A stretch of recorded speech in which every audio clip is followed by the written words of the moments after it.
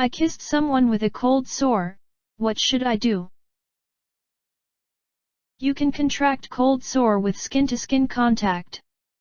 You will never know you are infected until you develop signs, which is actually 2 to 3 weeks after exposure depending upon your body's immune system.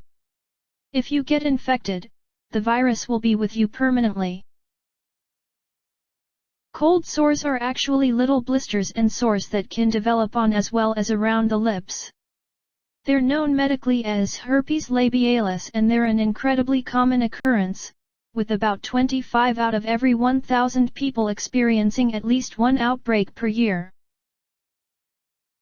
Like various other forms of herpes sores, cold sores are actually triggered by the HSV-1 or even HSV-2 viruses.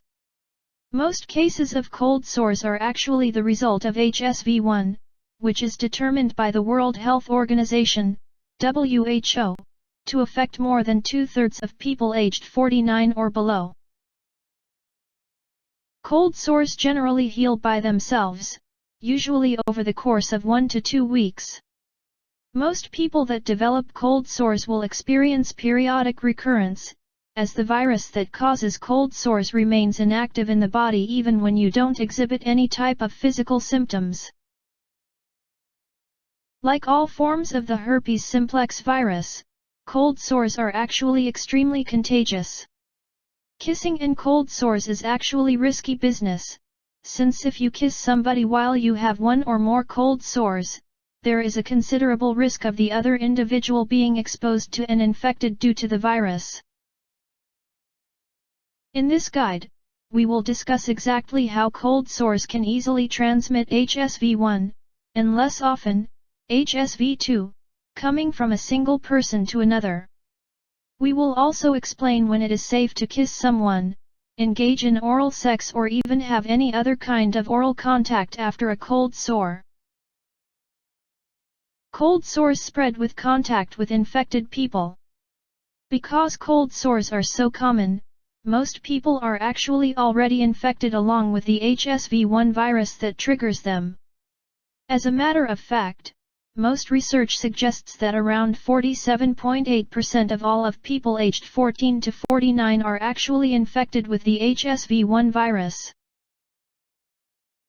Most people are actually infected along with HSV-1 without ever realizing, often through intimate contact with a partner, an innocent kiss coming from a family member and even exposure to infected things like eating utensils, razors, etc., that unintentionally transfers the virus. Even though you currently have HSV-1, or even much less often HSV-2, you might never develop a cold sore. This is because just a small portion of people infected along with HSV-1 or even HSV-2 develop physical signs, like oral herpes cold sores or even genital herpes. Still, it is essential to get precautions to avoid cold sores from spreading, even though you are fairly confident you or your partner already have HSV-1. When is actually risk-free to kiss somebody after a cold sore? When is a cold sore healed enough to kiss?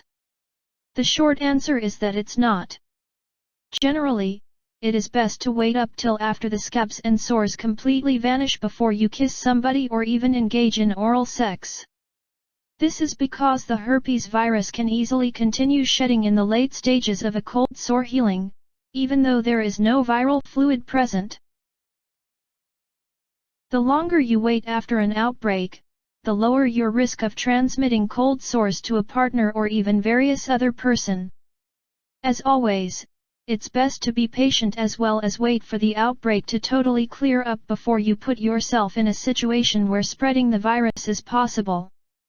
Thank you for watching. And please subscribe to my channel for my upcoming herpes treatment videos.